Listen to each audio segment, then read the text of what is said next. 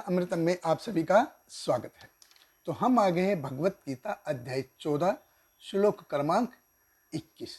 तो पिछले कई श्लोकों से भगवान ने हमको प्रकृति के 3 गुणों के बारे में बताया कि कैसे इनके गुण के जो प्रभाव हैं उनसे व्यक्ति निकल सकता है, कैसे इस गुणों के प्रभाव को छोड़ सकता है। और पिछले श्लोक में जैसे भगवान ने बताया कि जन्म मृत्यु जरा व्याधि कैसे उससे ऊपर जाया जाए, तो उस व्यक्ति के अक्सर में लक्षण क्या है, ये अर्जुन इस श्लोक में पूछते हैं कि किसी व्यक्ति ने अगर आध्यात्मिक स्वरूप प्राप्त कर लिया है, भगवान ने जैसे पिछले श्लोक में बताया त्रीन देही समुद्वान जन्म मृत्यु जरा दुख विमुक्त अमृत अश्नुते, कि उसने कोई व्यक्ति 3 गुणों के प्रभाव से मुक्त हो गया है, तो उसने इसी देह में अमृत का आस्वादन कर लिया है।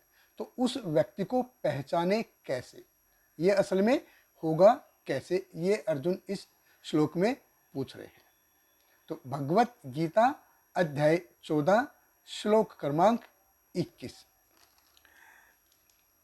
अर्जुन उवाच कैलिंग त्रीन गुणानेतान अतीतो भवति प्रभो किम आचार कथम च एतान त्रीन गुणान अति वर्तिते। अर्जुन ने पूछा, हे भगवान, जो इन 3 गुणों से परे है वह किन लक्षणों के द्वारा जाना जाता है, उसका आचरण कैसा होता है और वह प्रकृति के गुणों को किस प्रकार लांघता है। देखिए, अर्जुन पूछे कि भगवान, ये पता कैसे चलेगा कि कोई व्यक्ति 3 गुणों के प्रभाव से ऊपर आ गया है, और वो कैसे आएगा।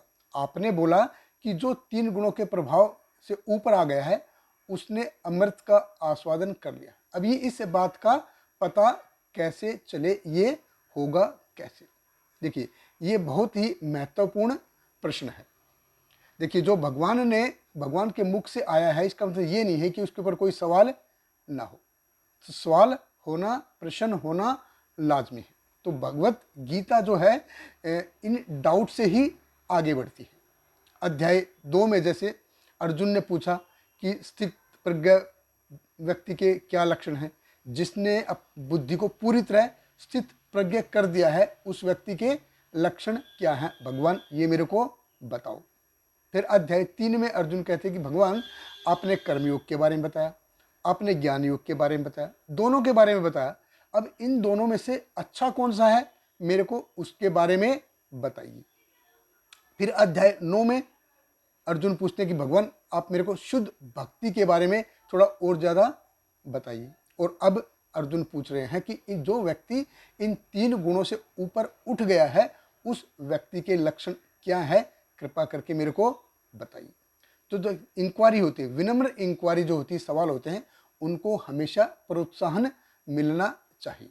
इसीलिए देखिए, भगवान कृष्ण अंत में कहते हैं कि अर्जुन, मैंने जो तुमको बता दिया, तुम ये सही से समझे क्या, समझ गए ना, कोई डाउट तो नहीं है।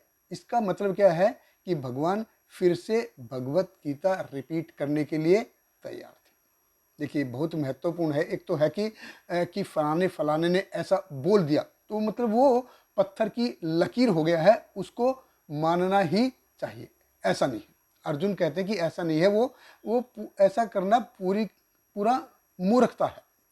अगर हमको समझ में नहीं आया है तो इसका मतलब ये नहीं है कि किसी भी XYZ ने बोल दिया तो हमको मानना ही चाहिए, नहीं, ऐसा नहीं है। तो व्यक्ति को अपनी विवेक बुद्धि से, हर एक व्यक्ति को अपने जीवन में अपनी चॉइस करने का पूरा अधिकार है। इसलिए भगवान कृष्ण कहते हैं कि अर्जुन, मैंने ये ज्ञान दिया है तुमको, ये ज्ञान दिया है ना, अभी यथा इच्छसी तथा करो, जैसा तुमको ठीक लगता है ऐसा तुम करो। देखिए, अर्जुन जो है ये प्रश्न पूछने से हिचकिचाता नहीं है, कोई इसमें वो शर्म महसूस करता नहीं है। और भगवान भी ऐसा नहीं है कि मैंने तुमको बोल दिया अब तुमको ये करना ही पड़ेगा, नहीं, भगवान भी ऐसा नहीं करते। तो हर एक चीज़ के देखिए पॉजिटिव और नेगेटिव, सकारात्मक और नकारात्मक पहलू होते हैं हर एक चीज़ को।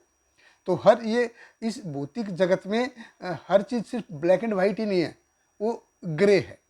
कि ये जैसे कि हर कोई भी ज़िंदगी में कोई निर्णय लेता है तो उसके पॉजिटिव और नेगेटिव पहलू होते हैं, तो दोनों को समझ के और फिर जो ठीक लगे उसको हमको मानना चाहिए, उसको चुनना चाहिए जो हमको ठीक लगे।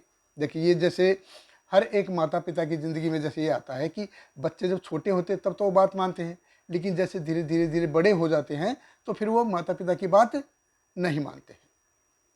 तो फिर माता पिता की धीरे धीरे उनके प्रति आसक्ति धीरे धीरे कम होने लगती है, और जब शरीर वृद्ध हो जाता है, अंग काम नहीं करने लगते हैं, तो फिर उस शरीर के प्रति भी धीरे धीरे आसक्ति कम होने लगती है।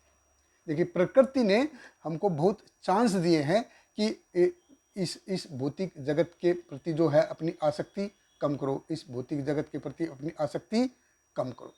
तो भगवत गीता हमको बड़े सुंदर रूप से बताती है कि ये प्रकृति कैसे काम कर रही है, ये शरीर हमको कैसे मिला है, तो हमारे जीवन में ये प्रॉब्लम्स है ये क्यों आती है, तो अच्छा व्यक्ति है उसके साथ बुरा क्यों होता है, जो बुरे व्यक्ति हैं उनके साथ अच्छा क्यों होता, ये भगवत गीता में सब दिया है। ज़रूरत क्या है, उसको ठीक से पढ़ने की, ठीक से समझने की और जानने की। तो कोई व्यक्ति 3 गुणों के प्रभाव से ऊपर आ गया है, ये उसके लक्षण क्या हैं, कैसे हमको पता चलेगा कि व्यक्ति ये 3 गुणों के प्रभाव से ऊपर आ गया है, इसका जवाब भगवान हमको अगले श्लोक से देना शुरू करेंगे। हमारे साथ बने रहिए। बहुत बहुत धन्यवाद। हरे कृष्ण। श्रील प्रभुपाद की जय। हरे कृष्णा कृष्ण कृष्ण हरे हरे, हरे राम राम राम हरे हरे।